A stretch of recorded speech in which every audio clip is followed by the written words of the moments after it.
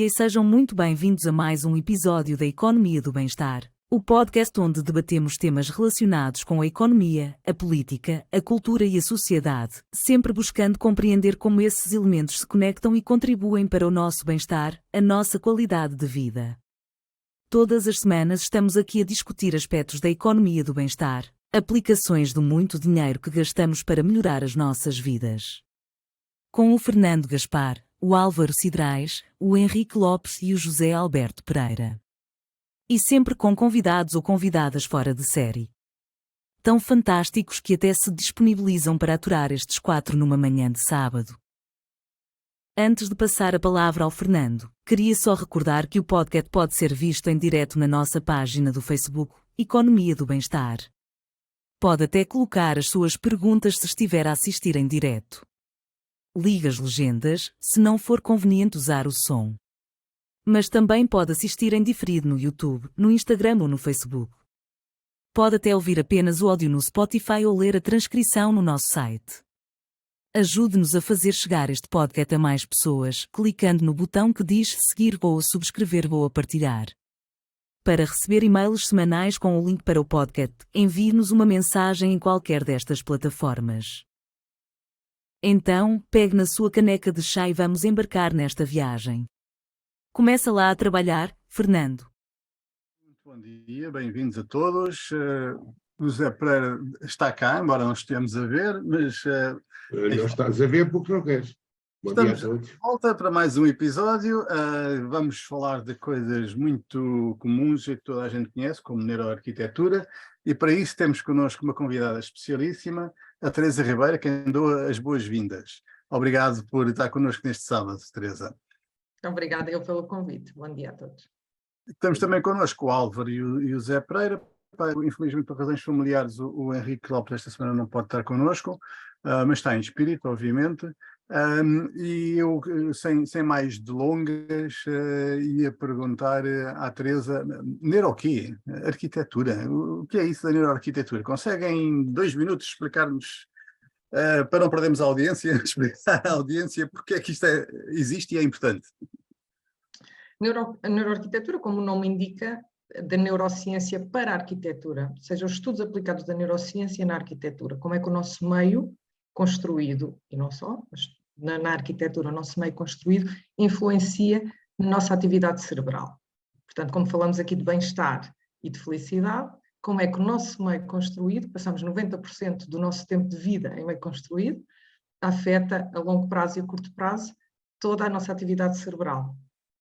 Basicamente, a neuroarquitetura é isto, como é que nós podemos, através do nosso projeto, contribuir para que sociedades com melhor bem-estar, com melhor saúde, não só física como psíquica, e também o meio ambiente mais aprazível para a sociedade. Portanto, na realidade, a neuroarquitetura abarca todos os campos, podemos falar do campo das organizações, organizacional, trabalho, produtividade, sociedade, espaços de convívio, residencial, onde cada um de nós temos a nossa necessidade de relaxamento, de bem-estar, com os home offices, que através da pandemia iniciaram um papel muito importante na nossa vida, na nossa casa, nas nossas famílias. Portanto, como é que isso vai interferir também no nosso dia-a-dia e também no nosso bem-estar e na produtividade. Portanto, tudo isso através de algumas situações que nós estudamos em parceria com a neurociência. Portanto, mas acho que não passei os 2 minutos. O que está a dizer é que isto tem muita influência na nossa qualidade de vida. Por outras certeza. palavras, tanto no trabalho como em casa, como eu na rua, nos meios construídos. Porque é que convidámos a Teresa para nos vir falar disto? Por um lado, porque ela é simpática, por outro lado, porque, sendo uma arquiteta formada na Lusíada, tem uma formação internacional, mestrado em Barcelona, em que a tese do mestrado, a dissertação foi feita sobre a Quinta dos Álamos na Bulegão, sítio de que todos nós gostamos muito, todos nós que estamos aqui. Tem formação também no Brasil, em Brasília, neurociência para arquitetura, na Harvard Business School, sobre real estate, e tem um percurso de arquiteta que vai de Torres Novas até Maputo, Lisboa, Barcelona, portanto um percurso internacional já com muita coisa para mostrar. E com isto tudo desenvolveu esta atividade que vai para além da arquitetura. Em poucas palavras, se calhar falando mais, é por isso que convidámos a Teresa.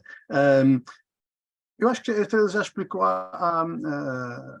já respondeu à pergunta que eu costumo fazer, o que é que isso interessa para a nossa vida, já explicou porque é que isso é relevante para a nossa vida. Agora, e para a Teresa, porquê? Porquê é que seguiu este caminho? Porque em vez de fazer uma fortuna a fazer edifícios, como todos os arquitetos, todos os que conheço são obviamente bilionários, em vez disso... Todos, transversalmente.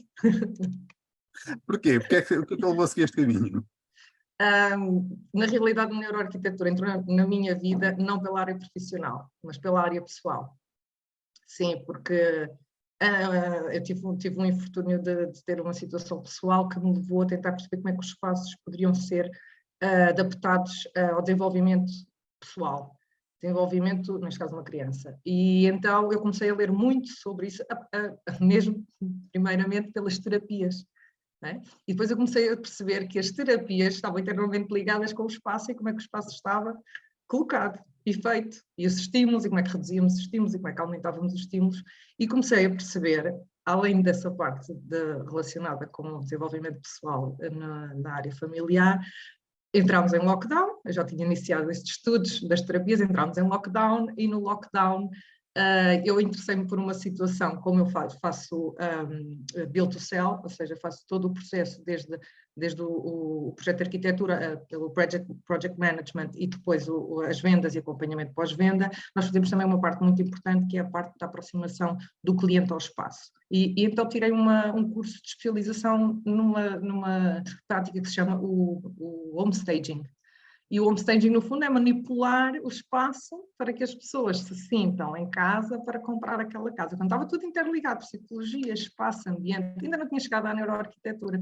Quando, de repente, realmente consegui chegar à neuroarquitetura, eu percebi, é isto, está tudo relacionado, está tudo interligado e, principalmente, estamos com estudos baseados em evidências científicas, que são os estudos da neurociência, que depois fazem todo este enquadramento e que nos ajudam a perceber como é que as coisas funcionam, como é que nós podemos melhorar e, no caso novo, como é que podemos já pensar no público-alvo onde vamos atuar e, integrando no existente, como é que queremos que o resultado futuro tenha sucesso.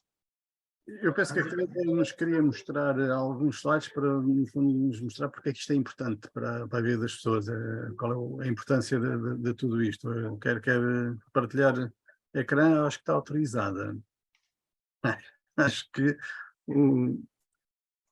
o anfitrião autorizou, penso eu. O anfitrião é o Fernando, caso não saibam. O anfitrião é a Alexa. Ela não se chama Alexa. É a nossa Catarina é fêmea. Ora bem, então, eu escolhi aqui 2 ou 3 slides que eu acho que são relativamente relevantes para a nossa temática e do vosso podcast, que tem a ver com os níveis de stress e burnout que estamos a viver. Portugal. E nós, como não estamos à frente em muitas coisas, mas aqui, infelizmente, estamos à frente. E aqui este estudo que foi publicado recentemente, muito recentemente, e tem-se vindo a falar na comunicação social através até de uma pessoa muito próxima a mim, que é o Dr. Gustavo de Jesus, que é neurocientista e psiquiatra, e somos amigos pessoais, e ele tem estado na comunicação social a alertar muito para esta situação dos níveis iminentes de burnout que nós estamos a viver na nossa sociedade. Portanto, há várias causas, uma delas está realmente muito relacionada com o trabalho, com o emprego e com os salários. Mas isso será outra conversa. Mas realmente também está muito relacionado com a forma como é que nós trabalhamos, em que sítios é que trabalhamos, como trabalhamos. Não só a parte social, não só a parte hierárquica, mas os espaços também estão muito relacionados com isso. Depois tenho aqui mais um slide que basicamente fala sobre a percentagem a nível europeu de cidadãos que consomem antidepressivos. Nós estamos no 2º lugar, portanto, também estamos num lugar de pódio, como maiores consumidores de antidepressivos, para falarmos um bocadinho... Se ela é a Islândia? Sim. É. O que está em primeiro é a Islândia? É a Islândia, é. Mas eles estão numa ilha, não podem ir a lado nenhum, coitados. Eles não podem ir a lado nenhum, Estão metade do ano de noite, o que Claro, influencia metade do ano é de bastante noite. isso influencia bastante no nosso estado. Bem, na de humor Finlândia e de também bem-estar. metade do ano é noite, mais de metade do ano é noite. Mas eles têm umas estratégias muito. Aliás, a Finlândia é considerada uma das mais. Dos níveis de felicidade mais altos do mundo, correto? Bullshit. Então, Depende como se diga, avalia, porque não é? que é bullshit? Porquê é que é bullshit? É assim, porque eu acho que isso é tudo fantasiado. Isso é tudo uma questão de métricas. É tudo uma questão de métricas. As variáveis que escolhes. Claro. É assim. É como dizia o outro. Se eu tiver a cabeça no congelador e os pés no forno, a minha temperatura média são 36 graus. Se eu comer 2 frangos e a Teresa não comer nenhum, em média, cada um come um frango. A Finlândia, como nós sabemos, é um dos 4 frugais, não é? E os frugais significam que é um dos 4 países mais ricos da União Europeia. E, portanto, tem um sistema social escandinavo, do qual cada vez menos Portugal fica atrás, cada vez menos, e, portanto, nesse sentido, eles têm algumas idiosincrasias, e eu conheço alguns finlandeses. Também o tipo de pessoas que eles são normalmente pessoas fechadas e introvertidas. Anda por lá muita coisa por baixo do tapete, desde os nacionalismos, desde os extremismos, desde os racismos, desde o arianismo, etc. e tal, e portanto aquilo cheira muito a show-off, até porque eles não mostram aquilo que são, pelo aqueles que eu conheço. Eu tenho uma resposta a isso. Okay. Eu costumo também usar muito, algum... costumo usar muito, e o Álvaro está farto de me ouvir dizer isto. Eu vivi em Espanha e normalmente na pirâmide de Glasgow nós temos aqui uma série de... Maslow, peço desculpa. Também pode dizer que é a pirâmide de Glasgow, que eu por acaso até achei piada, nunca tinha pensado nisso, ser a pirâmide de Glasgow. Maslow podia ter vivido em Glasgow, não é? Faço a mínima ideia. Temos aqui uma série de premissas para a felicidade e às vezes eu costumo dizer normalmente que queres viver bem, queres viver até muito tempo, tens que comer bem, fazer desporto e dormir bem e ter uma vida muito saudável. Eu costumo dizer, olha, eu vivi em Espanha, eles não comem bem, eles não dormem bem, bebem e são os que têm das maiores longevidades do mundo e têm os maiores níveis de felicidade. Portanto, por causa dessa situação que precisamente estava a falar, que é a parte social, a parte da colaboração, dos associativismos, portanto, é a minha resposta. Eu vou ter que interromper, porque acho que os amigos estão aqui a fazer uma confusão, que eu tento esclarecer assim muito rapidamente. Felicidade não é um estado, é a satisfação que as pessoas têm em relação, comparando a sua vida com aquilo que esperavam, com expectativas. A questão é, quem nasceu lá no Polo Norte e só vê o sol de vez em quando, se calhar não esperava muito à partida. E, portanto, fica muito, muito feliz com o que tem. E tem razões para estarem felizes com o que tem. Enquanto que nós, que nascemos neste maravilhoso jardim à beira-mar plantado, queremos sempre o melhor, e ainda bem. Esperamos sempre tudo, ter tudo e mais alguma coisa, e ainda bem. E depois, quando não temos, ficamos infelizes, menos felizes. Olha aí, sim. Então já agora juntas aí outras coisas, e uma delas que não está junta é a componente do espaço. Porque estou a esperar meia hora à porta do hospital. Estavam os meus amigos de Katmandu ter hospital para esperar meia hora à porta. Porque se não tiverem dinheiro para ir ao hospital privado, morrem à entrada do hospital público. Isto já para não falar do sítio onde o meu irmão passou 1 ano e meio, o melhor ano e meio da vida dela. Sabe onde foi, Teresa? Bangui. Sabe onde é Bangui? Não. Capital da República Centro-Africana. Isso é que é qualidade de vida. Os nossos liberais a falar dos países nórdicos, a dizer como ele é tão bom. Vão para a República Centro-Africana, porque aí é que... Não é igual à República Centro-Africana, mas... Está bem. Você viveu em Moçambique, se quer ter um proxy da República Centro-Africana, vai viver uns meses para Cabo Delgado, enquanto aquela coisa andava no zumba-zumba. Proxy, disse eu. Proxy. Olha, mas deixem-me cá dar aqui uma tónica em relação à questão da felicidade e também à arquitetura e à neuroarquitetura. A felicidade nos últimos tempos tem-se andado a perceber que nas sociedades europeias, ocidentais, com algumas condições de bem-estar basicamente garantidas, também tem que ver, a base essencial tem que ver com a dignidade financeira. Sem dúvida. Portanto, e a Finlândia tem uma dignidade financeira muito boa. Depois, a felicidade tem outra componente muito interessante, que é, não só é irregular, ou seja, hoje estou mais feliz, amanhã estou mais feliz, depois tenho um propósito e consigo ter uma felicidade até baseada na religião, uma coisa que, olha, me confere uma grande condição de felicidade, mas amanhã, por um evento qualquer da vida, estou, francamente, numa emoção negativa e aquilo que nós chamamos de infelicidade. Portanto, isto é tudo muito variável. Depois, a verdade é que a média da felicidade, o ponto médio de felicidade, pode depender da maneira como a pessoa convive no contexto em que está. E, portanto, pouco importa muitas vezes o contexto. E uma coisa que tem sido muito clara é que a felicidade depende do meu contexto relacional e do meu contexto emocional. Uma coisa que não tem sido clara, e é aqui que eu passo para a arquitetura. Houve 10 anos em que eu tive a felicidade de estar a ajudar jovens arquitetos a aprender. Aqueles que agora são milionários, não é? Exatamente, magníficos e todos eles, acima de tudo. E nem tiveram que emigrar nem nada. Então, há aí muita coisa, coitados.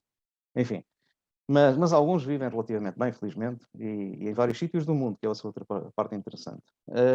E vivem felizes, porque fazem aquilo que gostam.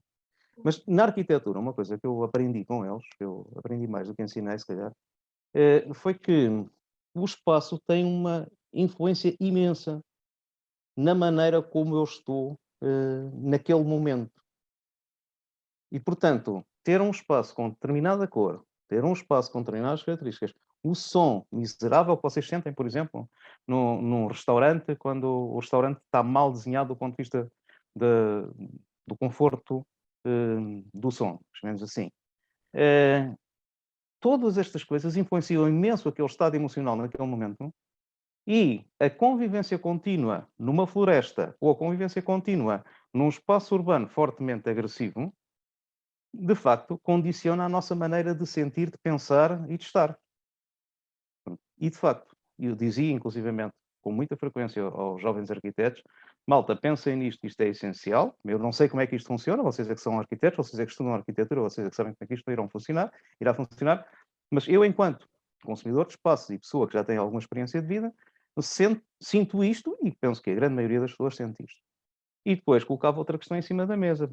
Malta, nenhum de nós, não arquiteto, sabe ler e viver o espaço. Vive à sua maneira. E, portanto, o potencial da arquitetura de nos ajudar a compreendermos e a transformar-nos é, de certeza, imenso. Eu não faço a mínima ideia como. E foi por causa disso que também pensei assim, bem, se calhar temos de falar com a Teresa, porque agora, para além de estar a brincar com a arquitetura, está a brincar com a neuro. Não sei, como uma componente essencial do nosso desenvolvimento. E eu perguntava-te, Teresa, naqueles slides que tu tens, há um que eu gosto imenso, ou dois que eu gosto imenso, e pedia-te para partilhares, que são aqueles que têm as imagens concretas do que do modo como pensamos os espaços. Aqueles que têm as plantas, têm o desenho. Pronto, e que nós vemos ultimamente, nos últimos anos, em vários sítios. Por exemplo, na LX Factor encontramos coisas assim do género. Pronto, coisas assim deste tipo. E eu pedia-te que nos desse assim uma ideia de como é isto, o que é que está por trás disto, como é que se explica aí esta ambiência que claramente para mim é agradável. Não sei se depois está muito boa durante muito tempo, mas à partida é agradável. A neuroarquitetura tem como base criar grupos de rastreio para estudos, onde serão aplicados as teorias do espaço. Portanto, o que é que nós fazemos? Nós dividimos o grupo de utilizadores, não é? E nós sabemos que há um padrão para a humanidade, no geral, há um padrão depois para um certo grupo mais amplo e depois há um padrão para um grupo que nós queremos mais focalizado. Correto? Portanto, vamos falar agora do padrão mais amplo, que será a humanidade. Nós percebemos que vivemos milhões de anos em contato com a natureza e éramos nómadas. Portanto, há uma memória intrínseca. Tenho que falar mais tarde, está bem? Há uma memória intrínseca no que é o ser humano desse contacto com a natureza. Essa memória, qualquer um de nós, em qualquer sítio do planeta, nós temos. Portanto, nós percebemos que há uma necessidade intrínseca do ser humano se relacionar com a natureza. Isso tem um nome, chama-se biofilia, e o relacionar com a natureza não é só com as plantas, a natureza é tudo o que está relacionado com o ambiente não construído, correto? Portanto, na savana, estamos a falar da água, do barulho da água, dos cheiros, todas essas situações que para nós, como seres humanos, sabemos que existe essa ligação intrínseca. E isso, para nós arquitetos, funciona como um gatilho. Portanto, para acionarmos em determinados espaços consoante o efeito que queremos. Na realidade, o que é que nós fazemos?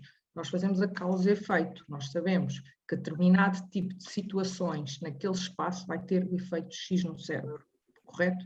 Portanto, se eu estou a preparar, nestes casos que estamos aqui a ver, eu estou a preparar um espaço onde eu vou ter uma atividade relacionada com a produção, criatividade, eu percebo que tem que haver espaços onde vai haver uma situação de descompressão. Nós não podemos estar sempre a ser criativos, nem podemos estar sempre a não ser criativos, não é? Ou não gostaríamos. E aqui podemos até falar um bocadinho do espaço Google, porque a Google toda a gente falou, e foi no início muito interessante, porque tinham aqueles espaços de estímulo, não é? De jogos, e onde os trabalhadores podiam sair, mas a longo prazo percebeu-se que demasiado estímulo funcionava no contrário. Portanto, íamos aqui já aos níveis do burnout e de não conseguirmos fazer uma coisa que é a reciclagem dos estímulos. Então nós percebemos através da neuroarquitetura que uma das situações que faz a reciclagem desses estímulos é o contacto com a natureza.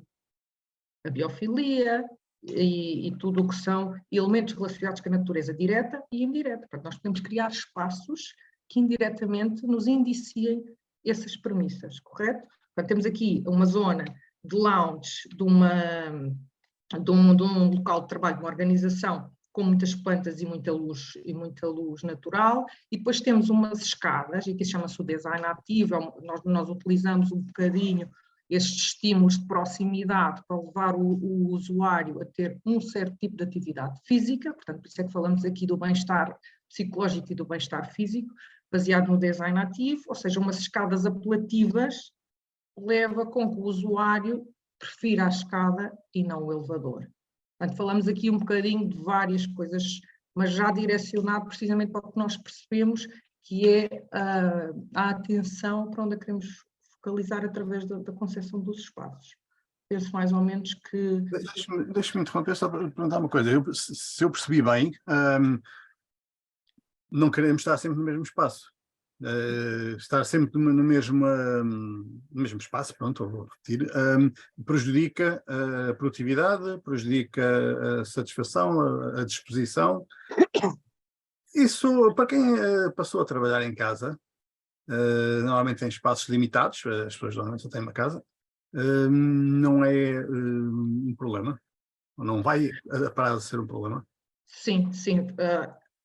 É um problema, foi um problema e estamos a trabalhar no sentido de tentar vocacionar focos de trabalho para essa questão. Ou seja, através do híbrido, e muitas situações nem sequer estão ainda em híbrido, estão mesmo em teletrabalho, o que se conseguiu perceber é que a interação das funções família, relaxamento e produtividade não estavam harmonizadas no que era o ambiente residencial. Não estavam, nunca foram exigidas que estivessem, correto? Deixa-me interrompê-la outra vez, só para lembrar uma anedota que já é velha, felizmente, porque é do tempo da pandemia, felizmente isso já é velho, mas dizia-se nos Estados Unidos que os americanos tinham gasto bilhões para introduzir nas suas casas o conceito de open space, e depois de repente precisavam de fazer reuniões e não tinham uma parede para separar e terem privacidade para as reuniões, né? A trabalhar em casa, ou seja, os espaços não estavam preparados para trabalhar em casa. E eu presumo que não é fácil fazer essa preparação, porque os espaços da habitação é mais pequeno, porque as pessoas têm menos orçamento, enquanto que no local de trabalho, mesmo que a pessoa tenha sempre o mesmo escritório e a mesma secretária durante toda uma vida, a verdade é que ele vai ao bar, enfim, tem possibilidade de variar o espaço onde está durante o dia. Em casa menos, é essa a ideia. Sim, claro. Na realidade, por isso é que foi o boom depois de procura de novas casas para poder alterar um bocadinho as condições que existiam, porque na realidade o que foi a tomada de consciência foi que não podiam, no espaço em que viviam, conseguir conciliar as coisas. Mas existem algumas formas e algumas estratégias para conseguir isso. Portanto, através da modulação espacial, através da modulação da iluminação, inclusivamente com diferentes tipos de textura e potencialidades de individualização espacial. Portanto, pode-se conseguir, através de um estudo, realmente aqui na parte mais dos estímulos, não é? Como é que se podem fazer essas adaptações nas casas? É possível. Era isso que me queria perguntar, se era possível. Aquela coisa que se fez, eu lembro-me há uns anos, 30 anos possivelmente, que habitualmente se pintava uma parede do quarto com uma determinada cor, ou colava-se um póster de uma praia, ou um póster de uma paisagem qualquer, um póster, mas estamos a falar uma parede inteira, com uma pintura assim do género. Isso funciona do ponto de vista da neuroarquitetura e da neuro... Sim, funciona. Isso chama-se a biofilia indireta. Portanto, é biofilia, mas é indireta. Portanto, é o enunciar essa relação. Portanto, aqui podemos falar até de duas coisas. Podemos falar do que é a diferença entre espaço e lugar, porque espaço é o entorno e o lugar é onde nós damos um sentido emocional. Portanto, a nossa casa é um lugar. E todas as situações, todos os espaços que a nós nos digam algo emocionalmente são lugares, e nós na neuroarquitetura queremos fazer é lugares. Portanto, queremos dar esse sentido aos espaços, e a situação de pintarmos uma cor no nosso quarto ou de colocarmos um póster, estamos a apropriar-nos dele, portanto estamos a transformar em lugares, e a partir daí o nosso cérebro não registra espaços, o nosso cérebro só registra lugares, ou seja, só registra sítios onde estamos emocionalmente. Para o bem e para o mal, todos nós sabemos isso, certo? Pronto. Portanto, na realidade aqui falamos das duas coisas, nós apropriamos-nos do espaço, transformamos-nos num lugar, e depois o que é que nós queremos esse lugar? Que nos transporte para uma situação que nos faça sentir um estado de relaxamento e até de melhor humor. Isso não é só através das imagens, podemos pôr, e falamos há bocado dos sons, falaste, Álvaro, e muito bem, os sons têm um poder imenso, mas o poder maior é o poder dos cheiros, porque o cheiro, o olfato, além de serem 5 milhões não são estas coisinhas, glândulas que recebem, não é? Receptores, são 5 milhões, vai diretamente para o hipocampo. Portanto, nós quando cheiramos o pão quente, nós quando cheiramos o café, nós quando cheiramos, independentemente de estarmos com fome ou não, mas a chuva, a terra molhada, isto vai nos remontar sempre a outras situações. Portanto, mais do que até a visão, mais do que até o som, o olfato é o nosso primeiro sentido e até defesa. Nós percebemos quando a comida não está boa, nós percebemos, não é? Aquele sítio onde cheiramos aqui um episódio sobre aromaterapia e agora estou a regressar a esse episódio. Mas pronto, exatamente, tem tudo a ver com isso, não é? E nós na neuroarquitetura usamos todos estes estímulos, e também a parte do tato, o tipo de material que utilizamos, como é que sentimos, como é que nós olhamos para aquela superfície e sentimos as superfícies bicudas, ativam muito mais a nossa alerta, não é? Porque é defesa, as superfícies arredondadas são superfícies mais adoçadas, são para espaços mais tranquilos, e nós conseguimos perceber isso, se estivermos um bocadinho com atenção, nós reagimos de uma certa forma, independentemente de estarmos com aquela atenção, nós reagimos sempre de uma certa forma diferente aos espaços, com certas características. Então, está a dizer que é possível reduzir aqueles... Desculpa, continua, Zé. Continua. Ok. Obrigado, porque eu tenho estado calado o tempo todo. Até tenho estado espantado. Não, é que vocês estão aí no bate-bolas que eu estou a ver qual é a melhor hora de poder entrar, não é? Ok. Então, Teresa, acerca de sua apresentação, o que é que eu lhe posso dizer? Eu saí da Caixa com burnout. Saí a trabalhar na Caixa Geral de Depósitos, saí da Caixa Geral de Depósitos com burnout. O meu último, apesar de só me ter reformado a 1 de julho de 2016, o meu último dia de trabalho na Caixa Geral de Depósitos foi 18 de dezembro de 2015. Nesse dia eu já saí de lá muito mal. Nas 24 horas a seguir tive 3 ataques de pânico. Entrei em depressão profunda. Claro está que eu tinha 55 anos, já tinha uma pré-reforma aprovada, e eles, como se preocupam muito connosco, mas se preocupam-se mais com o dinheiro, chegaram à conclusão que lhes ficava mais barato propor uma reforma por invalidez do que deixar-me vir embora em pré-reforma e dar-me a pagar o ordenado até aos 60 anos. Eu aceitei, não tive problemas nenhum com isso. Bom, Mas eu acho que deixa-me partilhar este episódio, que eu lembro-me aqui há dias. No dia que eu conheci o Zé Pereira, já foi há algum tempo, eu lembro perfeitamente dele contar a história para que as duas classes em maior risco de burnout em Portugal eram os bancários e os E professores. os professores, Era bancário sim. e professor. E eu sou as duas. Pois, estavas a avisar. Exatamente. E é assim, eu acho que a pior droga que há é nós gostarmos daquilo que fazemos. Porque quando nós gostamos daquilo que fazemos, não há horas, não há limites, não há resistência, não há nada, a gente está lá, a gente gosta. Eu andei 7 anos e só soube isto mais tarde, porque todas as empresas têm os seus métodos mais ortodoxos, que são os legais, e menos ortodoxos, que não vem aqui ao caso, contar o tempo que a gente trabalha. E através dos métodos menos ortodoxos, eu soube mais tarde, durante 7 anos, trabalhei uma média anual de 15 horas por dia. E, portanto, aquilo era inevitável. Eu tinha muitas responsabilidades, geria milhões e milhões de euros de linhas e assim. Eu nunca tive grande problema da forma como o espaço me envolvia. Agora, eu acho que falou aí 3 coisas importantes logo no princípio da sua apresentação. Trabalho, emprego e salários.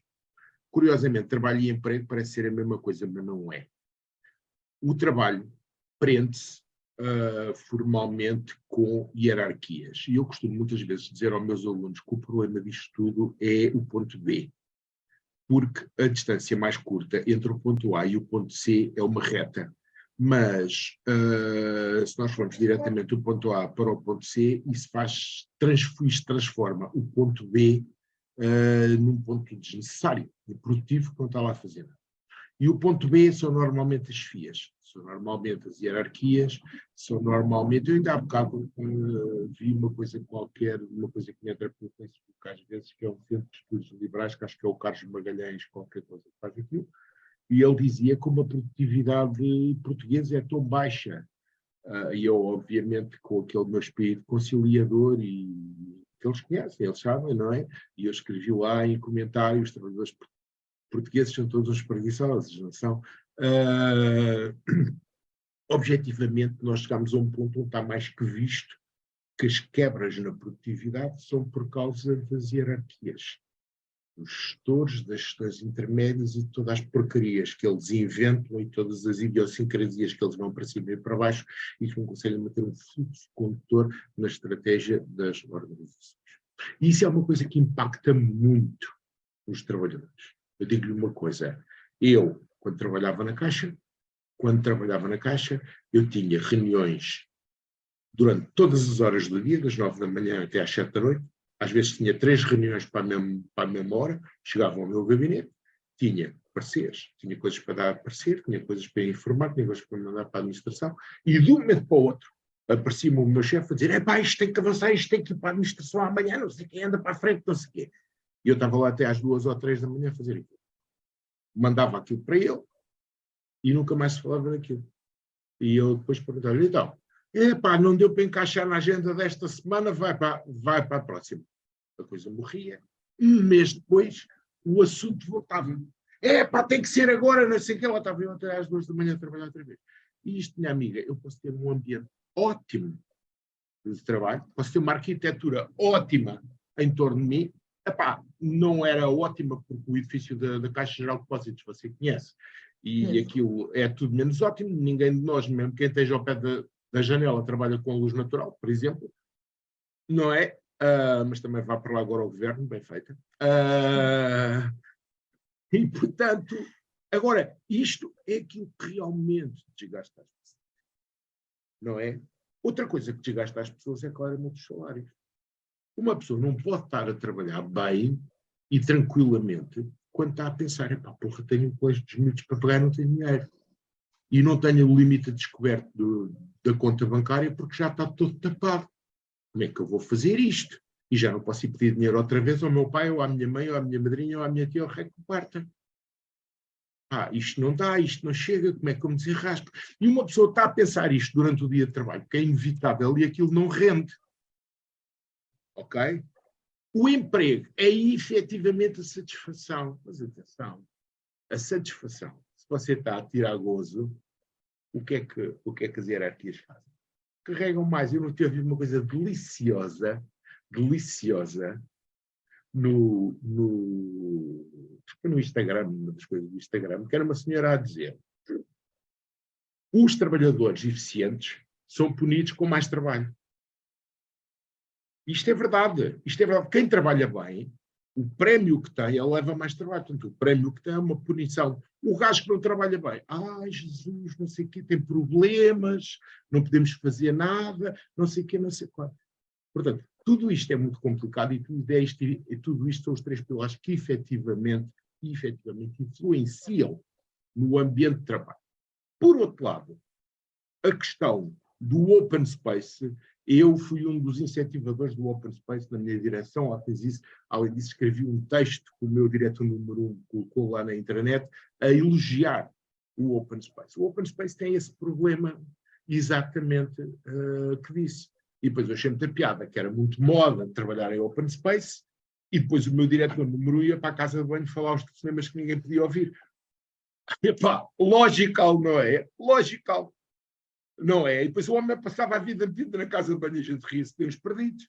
Porque quando tinha de falar certas coisas com o administrador ou com o presidente do Conselho de Administração, não sei o quê, epá, não dava para dar a falar à frente da gente. Não é? Depois veio o Covid e veio o home working. E para os tais pontos B, o home working foi um pesadelo. Eles procuraram acabar com ele, logo disseram: porquê? Será que estes gajos vão descobrir que eu não sirvo para nada? Se estes gajos descobrem que eu não sirvo para nada, isto é uma porra. Então, como é que é? Eu queria estes gajos daqui para eu estar a dizer: olha lá, pá, chegaste tarde hoje. Olha lá, pá, já fizeste a encomenda que eu mandei. Eles servem, eles estão lá para dar ordens, basicamente ordens que não têm eficiência nenhuma. Outra coisa que ninguém faz numa empresa é: você tem uma quinta, não é? Você trabalha para um banco, por exemplo, que é uma empresa com uma abertura de espírito espetacular, não é? Ok. Você está a trabalhar para o banco, está numa reunião, está sentado aonde? Está sentado no seu escritório, ou está sentado numa mesa, ou tem um quadrozinho de uma por trás, de Jackson Pollock. Por acaso gosto de Jackson Pollock, que era um gajo completamente passado dos carretes, com o qual eu me identifico imenso. Ou então mete uma frase publicitária como o Álvaro mete por trás dele, não é? Porque o Álvaro está cá, também precisa ganhar dinheiro, não é? Certo? Agora, você não vai fazer a reunião com os seus clientes para a beira da piscina. Não vai fazer reunião com os seus clientes ao meio do pomar. Isto partindo do princípio que tem lá um pomar que é natural que tenha. E não precisa estar de biquíni ao lado da piscina, pode estar perfeitamente vestida, normal. Você não descontrai, não dá uma imagem de descontração na reunião que tem, porque a sua reunião é formal. Está a ver? E olha, de formalismo tenho eu. Mas, José Pereira, certo. não tens razão nisso que estás a dizer, mas deixa-me dar-te 2 exemplos concretos, ou 2, quer dizer, uma tendência e um exemplo. Vai ver como é que é a Miniclip e a PHC nas salas deles. Como é que eles têm as coisas organizadas neste momento. Eu tenho uma amiga minha que é ex-aluna, que é diretora da PHC. Conhece a PHC, conhece a Microsoft, conhece a Google, conhece essa malta toda. Vai lá passear. Lembras-te do que eu disse há bocado? Sim. Sim. Porque uma coisa é tu teres o apanágio, teres a montra, outra coisa é o que tu tens no armazém. Claro, exatamente. Pois é o que tu tens no armazém. E os gajos no armazém são uma espécie de Arbeit macht frei. Eu sei. Porque uma coisa é aquilo que tu tens ali um ambiente e que tentas criar com aquele ambiente. Outra coisa é a cultura que tu tens numa organização. E o que é que tu pedes hoje numa organização? O que é que tu pedes aos teus colaboradores? O que é que tu pedes? É assim, aparece uma coisa que tu nunca viste na vida. Aparece uma coisa que é necessário resolver e tu estás a viver num contexto de incerteza brutal. Eu quero que tu resolvas isso da maneira que eu quero. Mas qual é a maneira que você quer? Não faço a mínima ideia, a coisa ainda não apareceu. Inventa. Eu quero que tu inventes e quero que tu inventes bem. Mas tu neste momento, e essa era a tendência que eu te ia dizer, já é habitual, pelo menos eu tenho tido essa experiência de forma clara, e com organizações muito diversas, às vezes até completamente inesperadas, fazer a reunião na piscina, fazer a reunião no pomar. Epá, vamos fazer a reunião, sim, reunião Exatamente. formal, sem dúvida. Mas aonde? Epá, olha, vamos para o café não sei quanto, sempre fixe. Olha, Mas para além disso, e por isso é que eu quis pegar neste exemplo, porque eu acho que a questão da Teresa é importante. E acho que, por exemplo, os nórdicos pegaram nisso a certa altura. Scandinavian Airlines. Pá, eu não vou muito na treta dos americanos. Os americanos é pura e simplesmente qual faz figura, porque depois, por dentro, os gajos são do pior. Percebes? Eles por fora têm flippers, têm pizzarias, têm hamburguerias dentro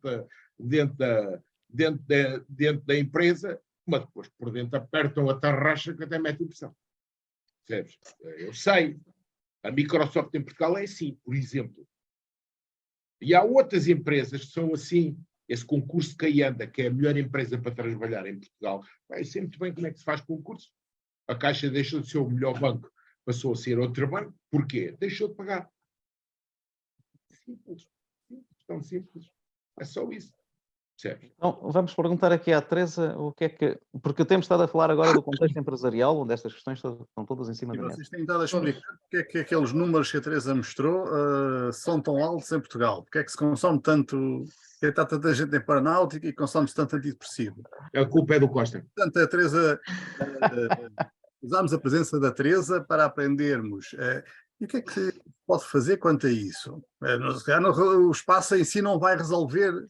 Sim, pegando aqui um bocadinho o que o José estava a dizer, e que faz todo sentido, e que todos nós temos clarividência disso, desta parte cultural das empresas, não é? Nós em termos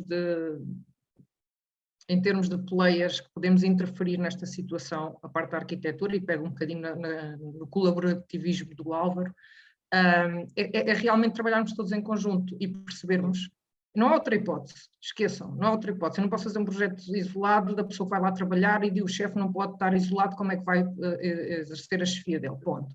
Isto em primeiro lugar. Em segundo lugar, temos que falar aqui em 3 situações, que é o híbrido, temos que perceber aquele B que o José falava, que ficou aflito, o que é que eu vou fazer agora, e temos que perceber aquela pessoa que tem que atrair ou novamente os trabalhadores da empresa que eles estão muito melhor em casa. Porquê? Precisamente não têm um espaço que é 100% open space, em que não tem privacidade nenhuma, conseguem gerir a vida deles de uma forma mais autónoma, isto falando na parte boa do teletrabalho, porque já falamos da parte má. A parte boa é realmente termos um bocadinho de controle que nestes espaços não temos, e nomeadamente quando temos chefias com um controle como todos nós conhecemos, em que isto causa um nível de stress também e baixa a produtividade, e além do mais, baixa a produtividade e baixa os níveis de bem-estar naquele sítio. Portanto, isto é um conjunto de coisas, não é uma coisa isolada. Pegando nisto, o que é que se pode fazer nas organizações a nível da arquitetura? Espaços que sejam readaptáveis, multifuncionais e que possa realmente ter a privacidade do trabalhador na hora que precisa dela. Com aquelas condições que também falávamos, que realmente poder ter acesso a ir à piscina, ter acesso a ir ao pomar, mas perceber que há aqui limites para uma série de coisas que não podem ser ultrapassados. E isso depois, as consequências, são a curto e longo prazo. Portanto, temos aqui as 3 coisas. Temos a pessoa que só está em teletrabalho, temos a pessoa que está no híbrido e temos aquela pessoa que quer atrair os trabalhadores novamente para a parte física 100%. Porquê? Porque a cultura da empresa faz-se nos contactos sociais, número 1. Número 2, a pessoa agora, para voltar, precisa de ter uma experiência melhor, porque se calhar também não quer voltar, mas depois também está refém pela parte económica. Portanto, isto é um bolo, onde se podem tirar várias fatias, mas o bolo é um bolo. Essa fatia não pode ser estudada individualmente. E o burnout, tal como falámos no início, eu tinha aqui outro slide que é só escrito, está relacionado diretamente com isso. O reconhecimento monetário, não só tudo, reconhecimento monetário e o reconhecimento também a nível profissional, de capacidades. Portanto, estamos a falar de coisas até mais profundas que tem que estar tudo em conjunto. E a arquitetura está lá e tem que estar. Porque nós vivemos nela e não podemos dissociar disto, basicamente. Deixa-me pegar aqui numa outra coisa que tem que ver com algo que eu tenho aprendido nos últimos anos, que é, tudo isto são percursos de vida, são sequências. E a forma como nós estamos no trabalho também tem que ver com a forma como nós fomos aprendendo enquanto crianças e jovens nos espaços de vivência espaço físico e espaço relacional, de vivência ao longo da nossa vida. E quando olho para as nossas escolas, e colocando aqui a importância que o ambiente escolar, o ambiente educativo pode influenciar nas pessoas e pesar no futuro, sem nos apercebermos disso, que essa é uma das coisas mais complicadas. Quando eu olho para as nossas escolas, eu vejo uma coisa que elas não têm, e tive a oportunidade, por acaso, de comparar com um sobrinho meu que fez a escola, numa escola privada específica, extraordinária, verdadeiramente extraordinária, dos Estados Unidos. Estás a falar de nível de escola? Estou a falar do nível do terceiro, daquilo que nós chamamos o 7º ano, até ao 12º, 11º. E, portanto, estou a falar de uma escola. Primeiro ele andou por uma escola francesa, que aquilo parecia uma creche até, digamos, ao 6º ano. E aprendeu, aprendeu 4 línguas, por exemplo, com toda a naturalidade.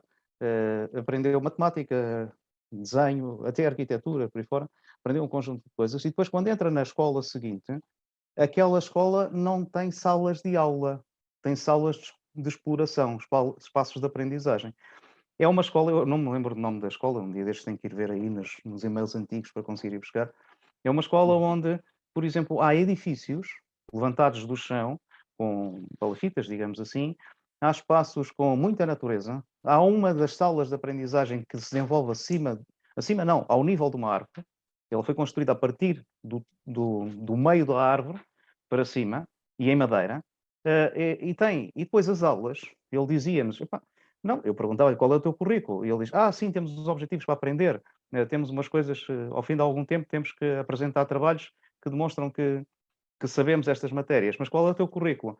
É este, aquele, está na internet, está... Pronto. Uma coisa completamente fora daquilo que nós conhecemos. Mas onde é isso?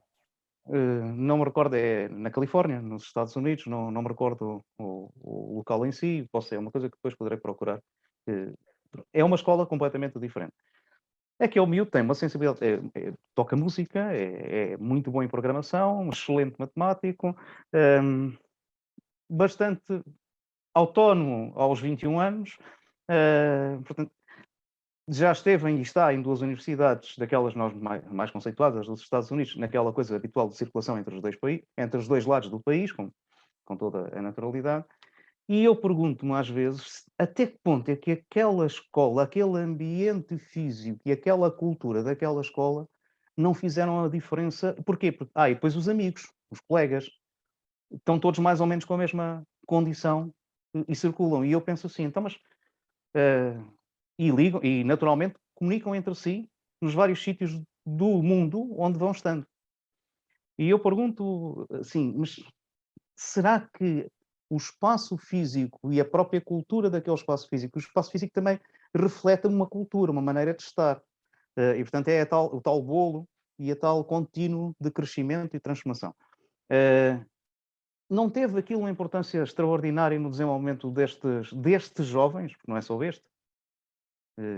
Como é que a neuroarquitetura pode aqui dar-nos algum contributo em relação a isso?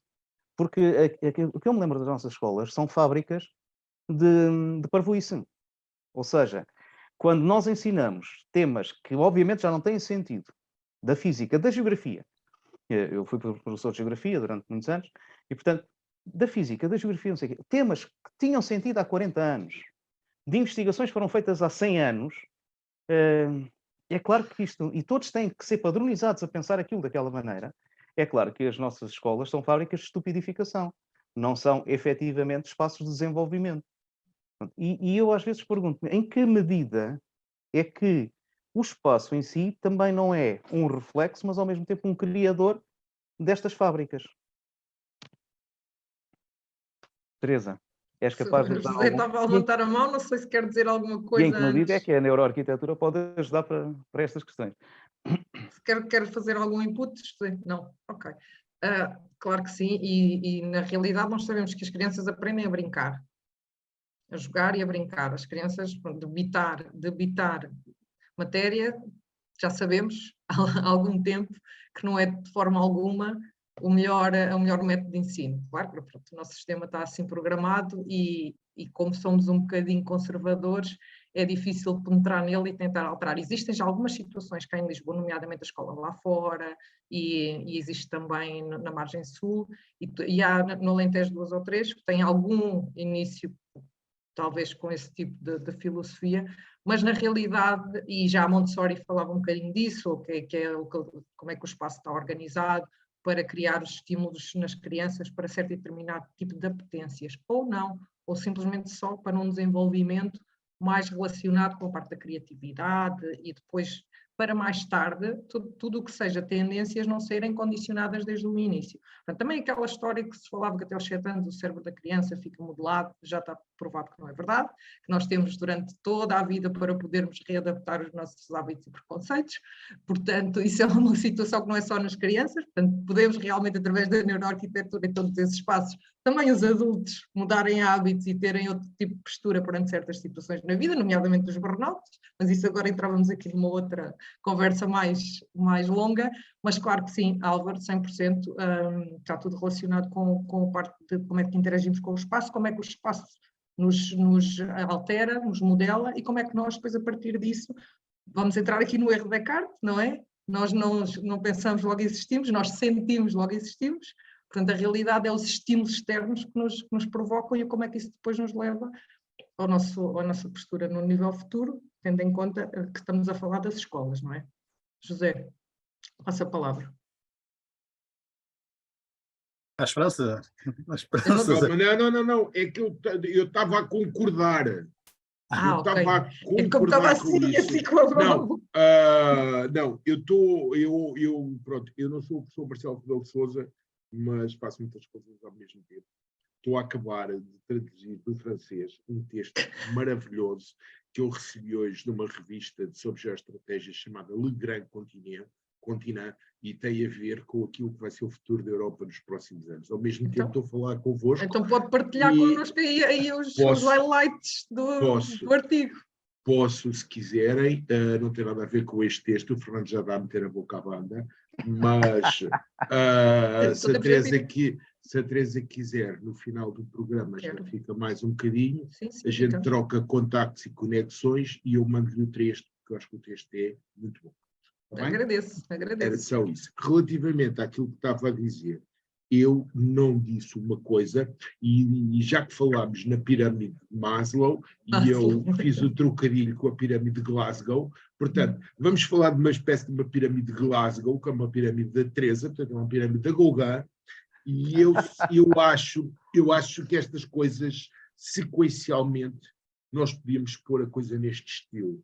Nível 1, trabalho. Nível 2, satisfação. Nível 3, empenho ou compromisso. Nível 4, produtividade. Nível 5, sucesso. E isto vem de baixo para cima, como a pirâmide do Maslow. E se quiser, ao longo de toda a pirâmide, está a arquitetura, está o espaço como elemento físico de satisfação e de alavancagem de bem-estar, não é? E lá voltamos nós, finalmente, não é? ao tema do podcast. Do programa.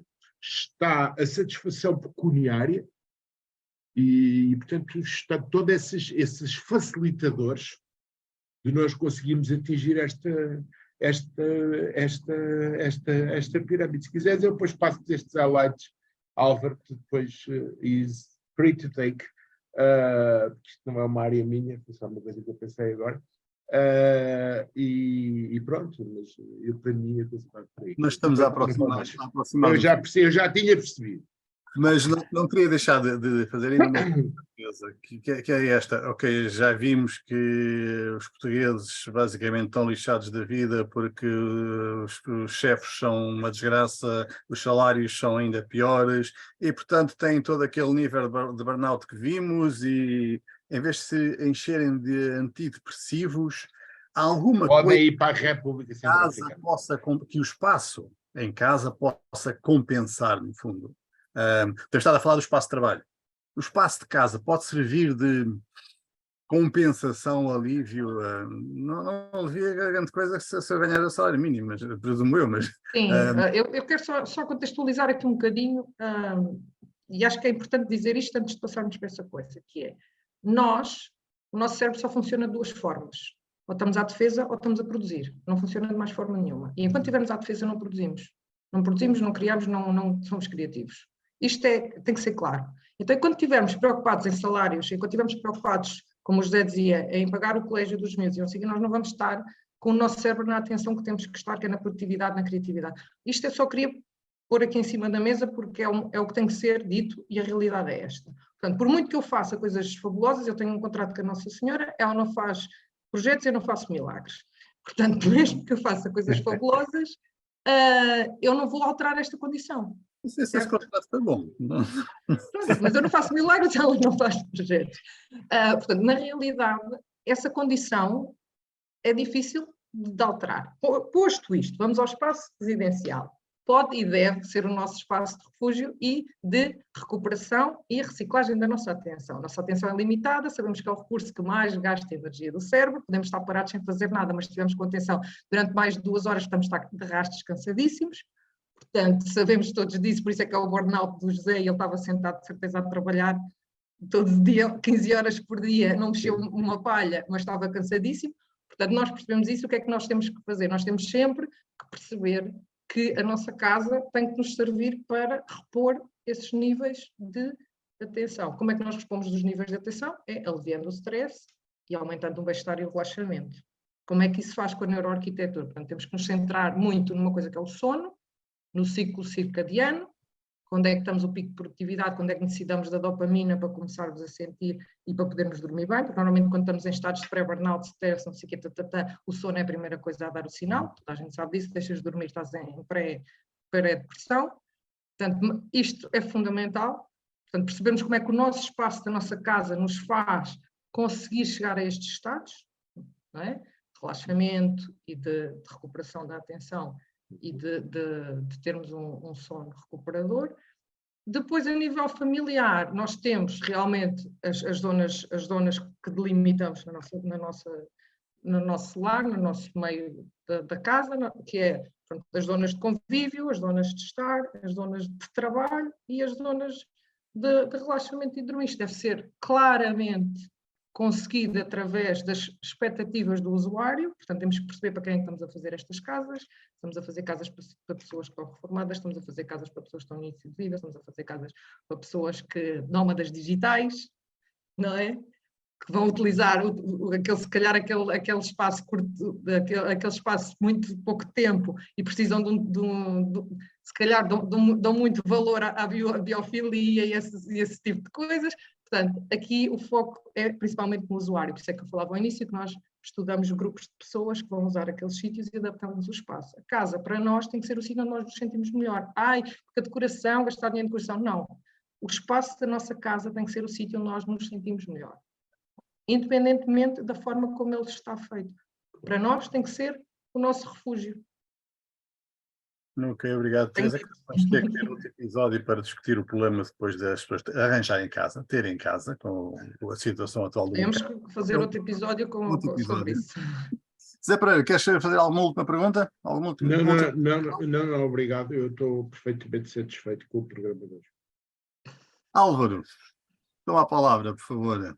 Então vou. O que é que aprendeste? Eu não aprendi nada, hoje não aprendi nada. Opa, estou aqui a partilhar convosco uma brincadeira por causa da pirâmide de Maslow.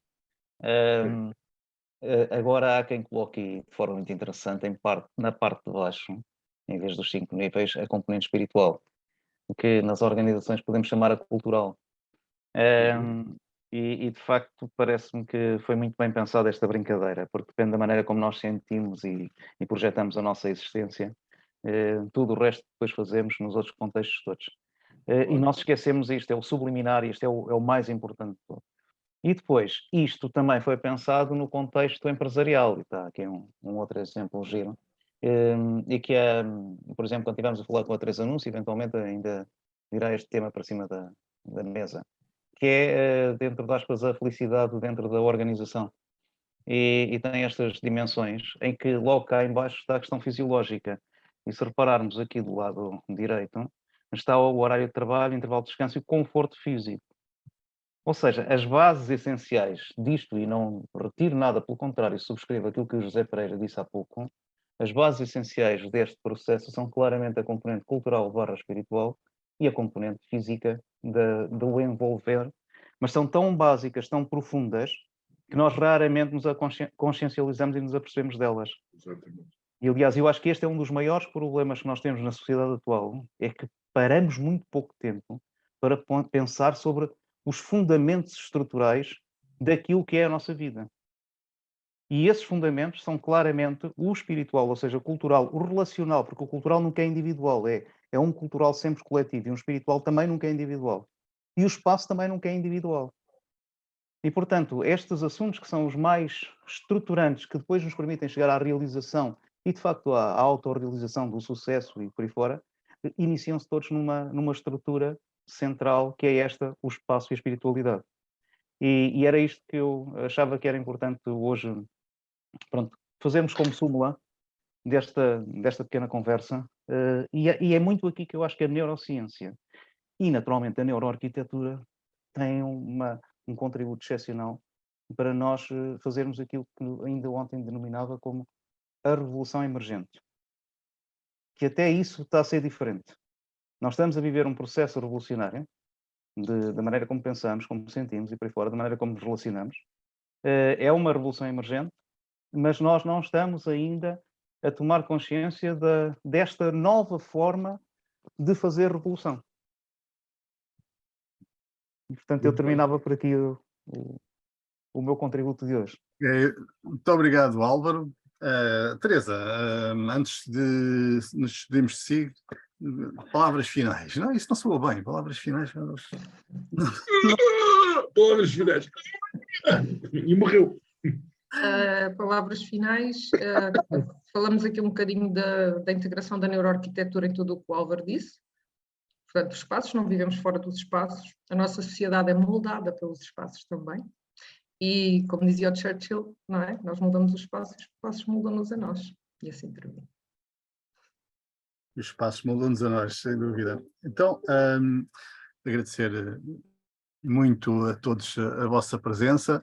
Já estive a ver que esta semana não temos perguntas no Facebook, ninguém em direto, mas lembrar a todos que podem sempre, todos os que estão a ouvir, podem sempre colocar as vossas perguntas, comentários, qualquer das plataformas em que a Catarina no início disse que podem ver o nosso podcast. Só uma nota, vamos fazer uma alteração esta semana. Nós publicamos o vídeo, publicamos o áudio no Spotify e temos publicado uma transcrição no blog da nossa página. E temos feito essa transcrição com uma ferramenta de inteligência artificial que faz um resumo no início.